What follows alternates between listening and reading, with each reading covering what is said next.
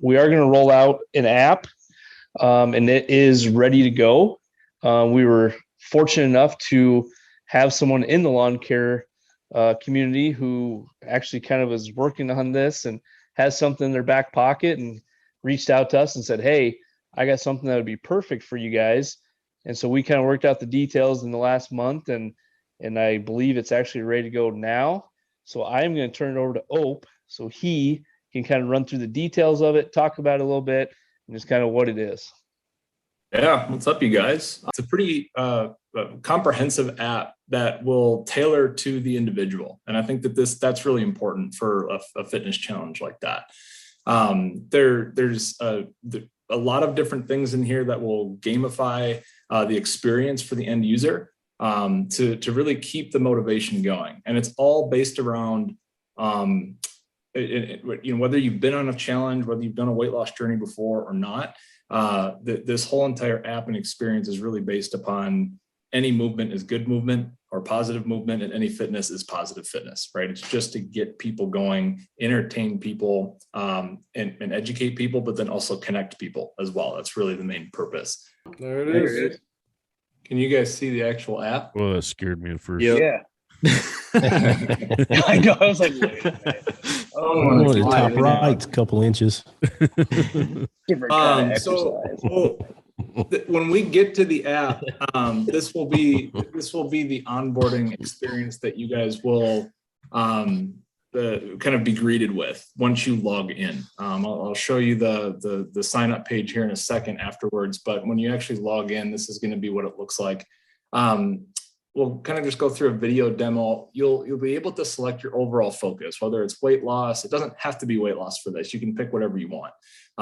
Define or mass. And really what this does is it caters all of the in-app experiences to this particular journey. So it caters it a little bit to different programming, different nutrition, meal plans, things like that. Pretty comprehensive. Go into the date of birth, gender, the metric or imperial system. So country specific, that'll be there for you. Height and weight right here. This is important that you guys submit your weight that you submitted to Nate. I almost called you Matt. To Nate. Okay. That is going to be what will pop up on our back end that we'll be able to reference in terms of a leaderboard. And I'm working on getting the actual leaderboard to reflect the percentage of weight loss and whatnot. My health and fitness goal, you can put whatever you want on here. It's just a constant reminder of what you want to actually obtain in these 100 days. Then you can put a goal weight, and this is just a reference for yourself. It's not going to be public to anybody. It's just for yourself on the home screen. Throughout the different onboarding questions, there's going to be a questionnaire, brief questionnaire to further cater this to you. It'll go into how do you describe your normal activities today? What do you do right now? Are you a little bit active? Are you a lot of bit active? Training sessions do you do? Really getting the heart rate going per week. This is the other big one. The next step is we want to be able to integrate this with Apple and Google Health. If you have a Google device, it will show a Google product. If you have an Apple device, it'll show an Apple product. We want to flip this on. This is where all of the metrics are going to get imported automatically into the app over the course of the 100 days. So flip all of these on. That way you don't have to do anything. You just set it and forget it. Yep. All right. This will be the home screen of the app. So everything that you've entered will show up right here. You've got a goal weight. You got your health and fitness goal up top, your name, your logo, and all of the metrics that come automatically in from effectively your device. So in a fitness challenge like this, it's really hard to get into like calories and whatnot. We're going to base it off of just a sheer line, basic metric that everyone has access to. It's steps and distance, and active calories will be there because that is registered from all of your devices.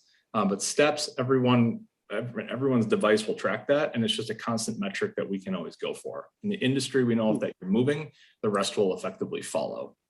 So steps is going to be a big one.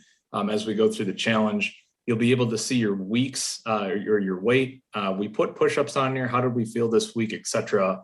And then really customized it to this particular challenge.